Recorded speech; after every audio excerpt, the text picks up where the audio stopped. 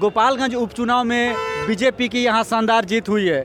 तो हमारे साथ कुछ युवा हैं बीजेपी के कार्यकर्ता, उनसे हम बात करेंगे कि इस जीत को वे किस रूप में देखते हैं। इस जीत को हम नरेंद्र मोदी के जीत के रूप में देखते हैं। अमित शाह जी की जीत हुई है और साथ ही साथ पूरे गोपालगंज विधानसभा की सभी मतदाताओं की जीत हुई है। और हमारे गोपालगंज जिले के जितने भी नेता हैं, मिथिलेश तिवारी जी हैं, गप्पू बाबू हैं, रामप्रवेश राय जी हैं और जितने सारे लोग हैं, सर्व समाज के लोग हैं जो बीजेपी के साथ थे, जो बीजेपी को वोट दिए थे, सभी लोगों की जीत हुई है और असत्य पर सत्य की जीत हुई है। अच्छा, असत्य पर सत्य की जीत हुई है। तो जब परिणाम आया, जब हम बाहर निकले, तो आरजेडी के एक मतलब कि कार्यकर्ता से जब हमने यह सवाल पूछा कि बीजेपी की जीत हुई है यहाँ पे, तो उन्होंने कहा कि साधु यादव के कारण और असलम मुखिया के कारण बीजेपी की यहाँ जीत हुई है। देखिए, ऐसा कुछ नहीं है। वो हारे हुए हैं तो अपना कुछ ना कुछ कह के और अपना हार को टालेंगे, ऐसा बात नहीं है। ये लोकतंत्र है। ये लोकतंत्र में सभी का अधिकार है कि चुनाव लड़े और चुनाव जीते और सभी का अधिकार है कि अपना मत दे और अपना वक्तव्य रखे। ये बीजेपी की जीत है। ऐसा नहीं है कि साधु यादव के चलते और असलम के चलते जीत हुई है, ऐसा कहीं कुछ नहीं है। अच्छा, एक चीज़ देखने को मिला कि साधु यादव और असलम मुखिया के मतलब कि चुनाव लड़ने के बावजूद बीजेपी को कड़ी टक्कर आरजेडी ने यहाँ पर दी। काफ़ी कम अंतर से यहाँ पर बीजेपी जीत हासिल कर पाई। क्या कहेंगे इसके बारे में?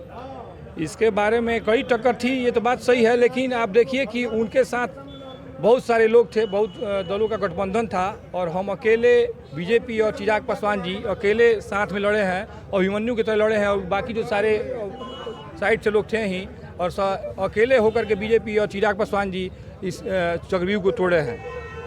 तो जो बाकी 3 साल बचा हुआ है बीजेपी के लिए इस कार्यकाल में, तो आप क्या सोचते हैं गोपालगंज की कौन कौन सी ऐसी समस्याएं हैं जिनका समाधान जरूरी है? देखिए, गोपालगंज की जो समस्याएं हैं, इसके पहले हमारे विधायक जी आज 17 साल से विधायक जी थे और बीच में उनकी आकस्मिक निधन हो गई। वो जितनी समस्याएं शुरू से थी उस सबका निराकरण अपने स्तर से कुछ किसी ना किसी रूप में करते आए हुए हैं। इसके बाद भी बाकी 3 सालों में जो भी समस्याएं होगी, हमारी विधायिका जीती हुई हैं कुसुम देवी जी, वो अपने स्तर से और हमारे और नेता हैं यहाँ गोपालगंज में, वो सभी लोग मिल करके सारे समस्याओं का हल निकालेंगे और सारी समस्याओं का निराकरण करेंगे। अच्छा सर, विपक्ष कहता है कि बीजेपी हिंदू मुस्लिम करती है, क्या कहेंगे इसके बारे में? नहीं नहीं, ऐसा तो कुछ नहीं है। हिंदू मुस्लिम कहाँ हुआ है गोपालगंज में? जैसे मैं ही आरजेडी प्रत्याशी से एक दिन इंटरव्यू ले रहा था तो उन्होंने कहा कि बीजेपी सिर्फ हिंदू भी मुस्लिम करके वोट लेती है। कहने के लिए किसी का मुंह थोड़ी रोक दीजिएगा। संविधान बना है, यही तो एक चीज़ है कि इसमें स्वतंत्र है सब लोग, किसी को कोई कुछ कह सकता है जी। इस बार उन लोगों का कार्ड नहीं चला, बस वो लोग कुछ भी कहेंगे। अभी क्या सुने हैं, हो सकता है कुछ ज़्यादा सुनने को मिले कल से। ठीक है, तो आप इस जीत को किस रूप में देखते हैं? यह मोदी की जीत है या कुसुम देवी की जीत है? ये ना, कुसुम देवी की जीत तो हिले है, मगर श्रेय जाता है गोपालगंज के जनता का, जिन्होंने अपने एक एक मत दे करके स्वर्गीय श्री सुभाष सिंह जी का सच्ची श्रद्धांजलि दिया है। अच्छा, चिराग पासवान के आगमन को किस रूप में देखते हैं? क्या चिराग पासवान के आगमन से गोपालगंज की राजनीति पर कोई प्रभाव पड़ा? बिल्कुल बिल्कुल, हम लोग के साथ हैं। मान लीजिए सुबह का बुलाया हुआ बच्चा अगर शाम को घर चलाता है तो उसको बुलाया हुआ थोड़ी बोलेंगे। हम लोग के साथ थे, हैं और रहेंगे भी। गोपालगंज में युवाओं से जब मैंने बात की तो उन्होंने कहा कि गोपालगंज की एक बहुत बड़ी समस्या है यहाँ यूनिवर्सिटी का ना होना। तो हम लोग कुसुम देवी से यह मांग करेंगे कि यहाँ पर यूनिवर्सिटी खुले। क्या कहेंगे इसके बारे में? जी बिल्कुल, प्रयास हम लोगों का रहेगा। एक्चुअली एक प्रॉब्लम हम लोगों के साथ है कि हम लोगों की सरकार में नहीं है। विधायक तो हो गई कुसुम देवी जी, मगर हम लोग सरकार में नहीं है, फिर भी हम लोगों का प्रयास रहेगा। गोपालगंज में तेजस्वी यादव का भी आगमन हुआ था, बहुत सारे सौगात दिए हैं गोपालगंज को, लेकिन इसके बावजूद गोपालगंज में तेजस्वी का जादू नहीं चला। भाजपा के किया हुआ काम था वो आकर कर दिए, बोल दिए हैं, उसी पर लोग माने उड़ रहे हैं, बोल रहे हैं। इसके पहले आप कह रहे हैं कि तेजस्वी जी आए थे और बहुत सारे सौगात दे गए हैं। हम आपके माध्यम से पूछना चाहते हैं तेजस्वी जी से कि उनके पिताजी और उनके माताजी 15 साल वो मुख्यमंत्री रहे और वो कहते हैं कि हमारा जन्मस्थल यही है, हमारा कर्मभूमि यही है। तो वो बता दें कि इस गोपालगंज के लिए उन्होंने क्या किया। उनके पिताजी बोले थे कि थावे में रेल मंडल बनाएंगे, उसके बाद एक ऑफिस भी नहीं खुला। थावे में रेल का विद्युतीकरण हुआ, रेल का बड़ी लाइन का काम हुआ, यहाँ से एक्सप्रेस ट्रेनें चल रही हैं लखनऊ के लिए, पटना के लिए, टाटा के लिए। ये भाजपा सरकार में ही चली, न कि उनके कार्यकाल में चली। उन्होंने केवल ठगने का काम किया है और ऐसा कुछ नहीं किया है। चलिए, बहुत बहुत धन्यवाद आप लोगों का। और बहुत मतलब कि खुश हैं आप लोग। हमारे साथ बीजेपी के कुछ युवा कार्यकर्ता है, हम इनसे जानना चाहेंगे कि ये जो चुनाव हुआ इसमें कुसुम देवी भारी मतों से विजयी हुई हैं, कैसा लग रहा है सर आपको? बहुत अच्छा, बहुत अच्छा। पूरा एकदम गर्ल फील महसूस हो रहा है। कुसुम जी भी चाची जीती हुई है, बहुत गर्ल फील महसूस हो रहा है। यहाँ पूरा भगमय हो गया है पूरा गोपालगंज। अच्छा, पूरा गोपालगंज भक्तमय हो गया है, भगवामय। जी जी, हाँ बोलिए। पूरा गोपालगंज भगवामय है और भगवामय रहेगा। हमने बहुत मेहनत किया था, सारे कार्यकर्ताओं ने मेहनत किया था, युवाओं का जोश था साथ में, उसके बदौलत कुसुम देवी जीती हैं, हमेशा जीती हैं, हम जीतते रहेंगे। 4 बार विधायक रहना बहुत बड़ी बात है। हाँ, बहुत बड़ी बात। ठीक है, आगे भी यहाँ कोई जातिवाद नहीं चलता है। लोग यहाँ बहुत जातिवाद फैलाए थे कि ये जातिवाद है, बनिया इसको वोट देंगे, बनिया उसको वोट देंगे।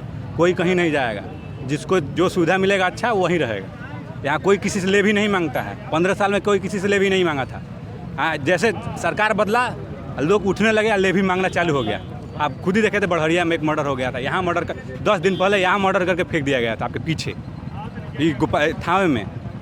ऐसा कोई काम नहीं होता है बीजेपी की सरकार में। ठीक है, हम लोग युवा हैं, हम लोग उसी का सपोर्ट करेंगे जो हम लोग का सपोर्ट करेगा।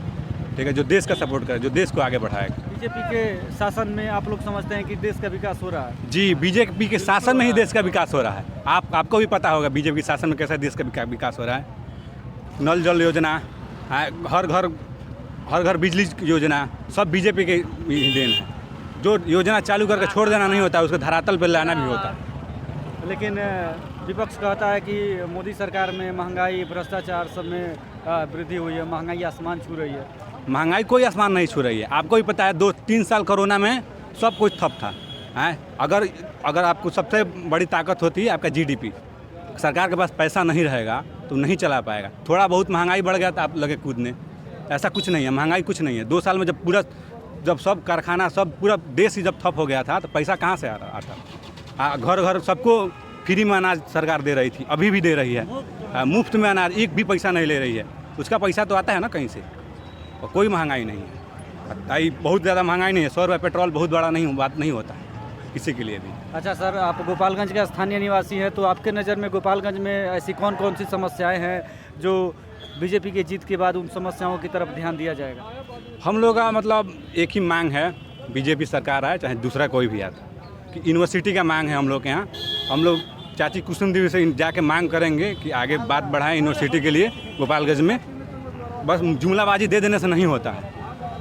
अब उनके जो जुमलाबाजी दे के गए हैं, उनके पिताजी भी यहाँ स्टेशन के लिए एक जुमलाबाजी करके गए थे बहुत पहले, जो कोई काम नहीं हुआ।